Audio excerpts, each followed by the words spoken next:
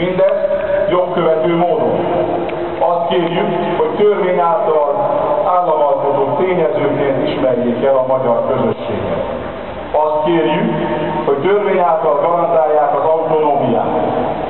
Látható, nem ördögtől való dolgot kérünk, csak azt, ami másunk is természetes. Az Unióban, vagy éppen azon kívül. Ráadásul mindezt nekünk megígérték. Lassan 100 éve annak, hogy ezt megígérték Gyulafehérváron.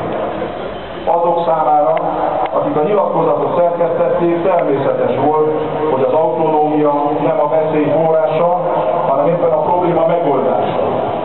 Nincsen másként 100 év elteltével sem. Ezért fordulunk ma ismételten Románia kormányához kéréseinkkel. Kéréseinket egy petíció formájában eljuttatjuk az ország új miniszterelnökéhez, de helyzetünkről, kéréseinkről tájékoztatni kívánjuk a nemzetközi közvéleményt, a világ nagyhatalmait is, ezért petíciónkat eljuttatjuk a Romániában akkreditált nagykövetségekre is. Annak tudatában, hogy kimondhatjuk, hogy 2+2=4, legyünk azon, hogy minden további igazságunk valóság legyen. Ne féljünk, ne féljetek!